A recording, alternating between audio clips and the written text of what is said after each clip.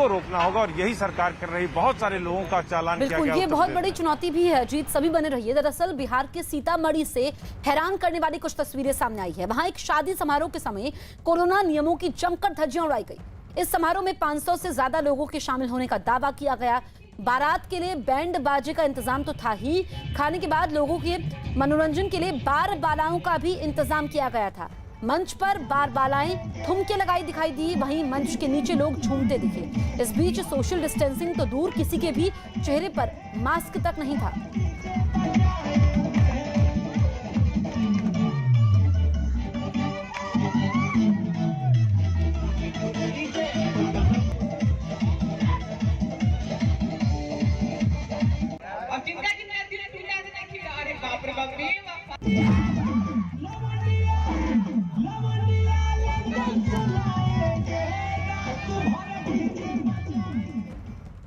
अजीत, ये तो बड़ी लापरवाही है। एक शादी समारोह में 500 लोग जुटते हैं, बकायदा बार बालाएं वहां पर मौजूद रहती हैं और प्रशासन को खबर तक नहीं लगती।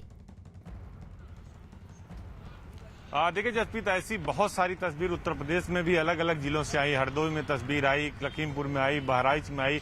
बार बाला डांस करती हैं या शादी कार्यक्रम में प्रोटोकॉल का, कोविड के प्रोटोकॉल का पालन नहीं किया जाता, जिसकी वजह से ये केसेज बढ़ते हैं। और सरकार इसीलिए कह रही है कि 25 लोगों की अनुमति दी गई है, आप 50-100 लोग इकट्ठे हो जाते हैं। कई जगह कार्रवाई हुई, FIR हुई, गिरफ्तारी हुई, लेकिन फिर भी लोग हैं कि मानते नहीं। उनको लगता है कि कुछ नहीं है। जिनके घरों में लोग परेशान हैं वो तो इस बात को समझते हैं, लेकिन बहुत सारे ऐसे लोग हैं जो इस बात को समझते नहीं है। इसीलिए सरकार कहती है कि हम आंशिक कोरोना कर्फ्यू हमने लगाया है, फुल लॉकडाउन नहीं है, लेकिन आपको जब जरूरी हो तो बाहर निकलिए, आपको रोका नहीं जाएगा। आपको दवा लेने जाना है, सब्जी लेने जाना है, दूध लेने जाना है, एसेंशियल सर्विसेज में किसी प्रकार की रोक सरकार की नहीं है। लेकिन इसके बावजूद भी बहुत सारे ऐसे लोग हैं जो बगैर काम के घरों से निकलते हैं और जिसका परिणाम ये होता है कि वो बाहर निकलते हैं और इस महामारी को अपने घर ले जाते हैं और फिर उनके घर में ये बीमारी पहुंच जाती है। और इसीलिए सरकार ने कहा कि जब घर में रहेंगे तो सुरक्षित रहेंगे और कायदे में रहेंगे तभी फायदे में रहेंगे। छूट तभी दी जाएगी जब आप अपनी जो सीमा है उसको लांघेंगे नहीं हो। ये तस्वीरें बिल्कुल हैरान करती हैं जसप्रीत। बिल्कुल, सभी बने रहिए। दरअसल पंजाब में 10 जून तक सख्ती बढ़ा दी गई है। हालांकि इस बीच लोगों को कुछ राहत भी दी गई है। मुख्यमंत्री कैप्टन अमरिंदर सिंह ने कोरोना मामलों में आ रही कमी को देखते हुए निजी गाड़ियों में यात्रियों की संख्या की सीमा को हटाने का आदेश दिया है। साथ ही सरकार ने वैकल्पिक सर्जरी और अस्पतालों में OPD को बहाल करने की भी मंजूरी दे दी है। तो पंजाब में सख्ती बढ़ी है 10 जून तक, लेकिन कुछ इसमें रियायतें दी गई हैं। दरअसल अस्पतालों में सर्जरी की इजाजत दे दी गई है और निजी गाड़ियों में जो यात्रियों की संख्या थी उसमें अब छूट रहेगी। तो ये कुछ पाबंदियां हटाई गई हैं, लेकिन पंजाब में केसेस कम आए हैं, पर फिर भी धीरे धीरे वहां पर अनलॉक की प्रक्रिया शुरू हो रही है और 10 जून तक जो पहले की तरह पाबंदियां हैं वो रहेंगी, कुछ रियायतें हैं। बिहार में 1 जून को लॉकडाउन की मियाद खत्म हो रही है, लेकिन खबर है कि नीतीश सरकार राज्य में 1 हफ्ता और लॉकडाउन बढ़ा सकती है। इस पर अंतिम फैसला सीएम नीतीश कुमार की अध्यक्षता में क्राइसिस मैनेजमेंट ग्रुप की बैठक में लिया जाएगा। हालांकि इस बार आम लोगों को राहत देने की बात हो रही है। सरकार सब्जी और फल के साथ साथ कुछ दुकानों को खोलने की समय सीमा बढ़ा सकती है। फिलहाल शहरों में दुकान खोलने का समय सुबह 6 बजे से 10 बजे तक का है, जबकि ग्रामीण इलाकों में दुकानों को खोलने का समय सुबह 8 से दिन में 12 बजे तक का है। सरकार इस समय सीमा को बढ़ा सकती है। वहीं किसानों के लिए बीज एवं खाद की दुकानें हफ्ते में 2 दिन ही खोलने की इजाजत दी गई है, लेकिन खबर है कि अब सरकार इन दुकानों को रोजाना खोलने की अनुमति दे सकती है। लीची और आम की पेटी बनाने के लिए सीमित संख्या में ही आरा मिलों को खोलने की अनुमति दी गई है, लेकिन इनकी संख्या बढ़ाई जा सकती है। इसके साथ ही आम और लीची के बागानों में दिन भर पैकिंग और बिक्री की छूट दी जा सकती है।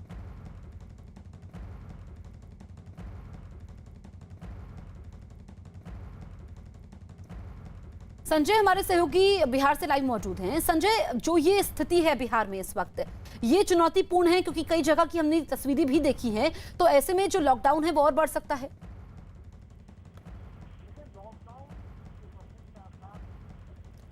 संजय, आपकी आवाज हम तक नहीं पहुंच रही है। बिल्कुल आपकी आवाज आ रही है मुझ तक, और मैं आपको ये बता, चलिए, तो मास्क लॉकडाउन से बचाएगा, ये हम बार बार कह रहे हैं। हमारी मुहिम भी है मास्क पहनो इंडिया, क्योंकि मास्क इस वक्त आपके लिए सुरक्षा कवच है। और जो तस्वीरें हम दिखा रहे हैं, देखिए बड़ी लापरवाही है। लोग किस तरीके से यहाँ पर लापरवाह बने हुए हैं, नियमों का पालन नहीं कर रहे हैं, ये तस्वीरें इस बात को बयां कर रही हैं। अब बात यास तूफान से हुए असर की। कोरोना के समय में इस तरह का अगर जलजमाव होगा तो संक्रमण बढ़ने का बिल्कुल ही खतरा बहुत ज़्यादा होगा।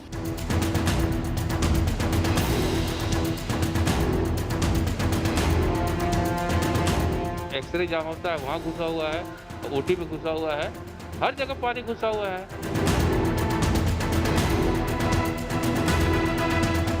तो इसका कोई प्रशासन का ध्यान है और ना तो कोई मेडिकल वाले जो हॉस्पिटल वाले हैं किसी को ध्यान नहीं है।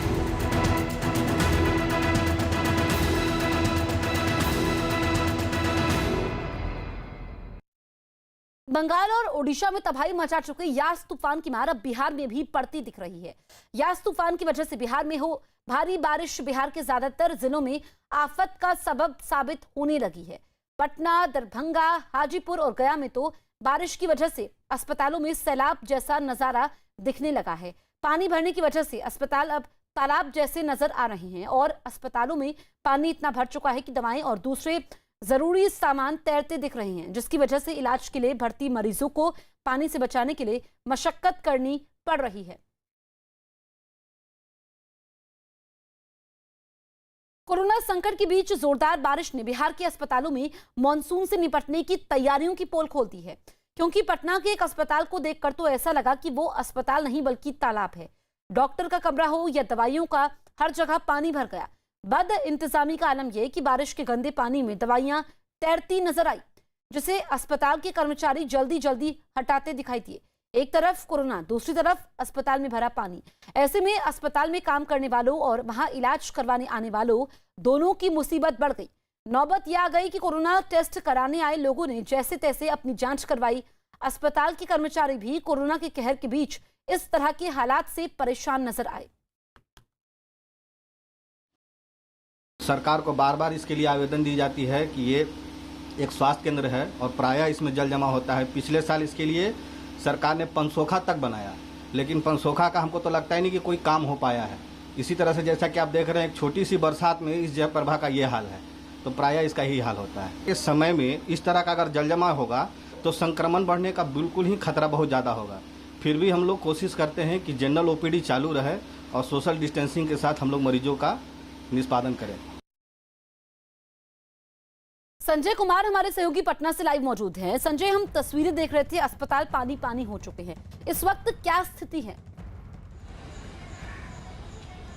जी देखिए, बिल्कुल जिस हॉस्पिटल की तस्वीर हम दिखा रहे थे उसी हॉस्पिटल में हम इस वक्त खड़े हैं और जाहिर सी बात है, जिस तरीके से यास चक्रवात के कारण राजधानी पटना में बारिश हुई, उसके बाद राजधानी पटना के कई हॉस्पिटल जो है वो पानी में तैरते नजर आ रहे थे। उसी जयप्रभा हॉस्पिटल में इस वक्त मैं मौजूद हूँ, जहाँ की तस्वीरें अभी आप दिखा पा रही थी और निश्चित तौर पर आज स्थिति सुधरी है। न्यूज़ 18 ने प्रायोरिटी बेसिस पर इस खबर को दिखाया, उसके बाद डिस्ट्रिक्ट एडमिनिस्ट्रेशन ने कॉग्निजेंस लिया और उसके बाद खुद डीएम ने यहाँ के अधिकारियों से बात की। एक परमानेंट सॉल्यूशन निकाला गया है कि जो पंप सेट है उसको यहाँ पर लगाया जाएगा। लेकिन सबसे बड़ी बात है कि वैक्सीनेशन सेंटर है और यहाँ पर इस तरह के अगर हालात उत्पन्न होंगे तो निश्चित तौर पर जो प्रभारी हैं वो भी मानती हैं कि बारिश की वजह से वाटर लॉगिंग हुई, कई लोग जो थे वो वैक्सीनेशन के लिए नहीं पहुँचे।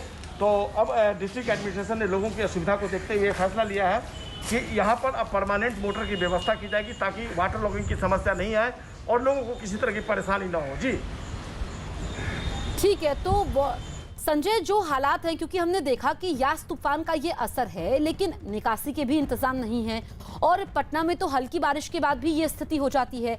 जो लोगों के घर डूब चुके हैं, उनका सामान खराब हो चुका है, क्या उन लोगों के लिए कोई व्यवस्था सरकार ने, प्रशासन ने की है? देखिए, उन लोगों के लिए कोई ऐसा प्रावधान नहीं है कि उनको कंपनसेशन दिया जाएगा, लेकिन राजधानी पटना में इस बार पिछले 2 साल पहले जो राजेंद्र नगर की भयावह तस्वीर आई थी, उसके बाद प्रशासन ने और सरकार ने सबक लिया है और बड़े पैमाने पर नमामि गंगे परियोजना के तहत पटना में सीवरेज सिस्टम को दुरुस्त करने की कवायद की गई है। लेकिन सबसे बड़ी और विडंबना की बात यह है कि कई जगह सड़क पर गड्ढे कर दिए गए और उनको भरा नहीं गया, सड़कें नहीं बनाई गई। जो नमामि गंगे परियोजना है उसको अंतिम रूप नहीं दिया गया, लिहाजा वाटर लॉगिंग प्री मानसून है ये, और मानसून को अभी आने में 10-12 दिन का समय है। 12, 13, 14 तारीख के बाद यहाँ पर मानसून बिहार में आएगा, और उसके पहले ही यास के प्रभाव के कारण जो भयावह तस्वीर आई उसने वाकई में चौंकाया है, न केवल पटना के लोगों को बल्कि सरकार के लोगों को भी चौंकाया है। मेयर सीता साहू दावा कर रही थी कि पटना में वाटर लॉगिंग नहीं होगी, लेकिन ये सारे दावे जो थे वो हवा हवाई साबित हुए, और वाटर लॉगिंग की समस्या ने पटना के लोगों को एक बार फिर से परेशान किया है। न केवल हॉस्पिटल्स बल्कि मोहल्ले, सड़क सारे पानी में डूबे नजर आए। हालांकि ये सुखद बात यह है कि जिस तरीके से खबरें दिखाई गई, प्रशासन जो है वो हरकत में आया, सरकार भी गंभीर हुई, और सीएम नीतीश कुमार हो या डिप्टी सीएम हो जिनके पास नगर विकास विभाग है, उन्होंने अपने तरफ से इंस्ट्रक्शंस दिए कि तत्काल जो वाटर लॉगिंग की समस्या है उसको दूर किया जाए। राजधानी पटना में देर रात तक कई इलाकों में पानी निकल गई, हालांकि कुछ एक हिस्सों में अभी भी वाटर लॉगिंग की समस्या बनी हुई है, लेकिन उम्मीद की जानी चाहिए कि सरकार ने जो दावे किए हैं आने वाले 10 से 15 देखिए सबसे बड़ी बात है कि पटना में नालों की उड़ाही नहीं हुई है। म्यूनिसिपल कॉर्पोरेशन ने एक लक्ष्य रखा था कि 25 मई तक सभी नालों की उड़ाही कर ली जाएगी ताकि वाटर लॉगिंग की समस्या न हो, लेकिन इसमें कहीं ना कहीं फेलियर रहा नगर निगम एडमिनिस्ट्रेशन जो है, और उसके कारण लोगों को ये परेशानी झेलनी पड़ रही है। जी ठीक है संजय, बिहार के अस्पतालों की तस्वीरें लगातार सामने आ रही हैं। बिहार के कटिहार जिले के सदर अस्पताल से जो तस्वीरें सामने आई है वो चौंकाने वाली है। कटिहार के सदर अस्पताल में भी बारिश होने के बाद पानी घुस गया। हालात ये हो गए हैं कि पूरे अस्पताल में घुटनों से नीचे पानी नजर आया। अस्पताल में पानी भरने के बाद लोगों की परेशानी बढ़ गई, साथ ही सरकार के सभी दावों की भी पोल खुल गई है। ओपीडी समेत वार्डों में पानी घुसने की वजह से डॉक्टरों, स्वास्थ्य कर्मियों, मरीजों और उनके परिजनों को परेशानी का सामना करना पड़ा। वार्ड में पानी घुस जाने से बेड पानी में डूब गए। बताया गया कि अस्पताल में पानी भरने से कई डॉक्टर भी वहां पर नहीं पहुंच पाए क्योंकि अस्पताल में घुटनों तक पानी भरा हुआ था।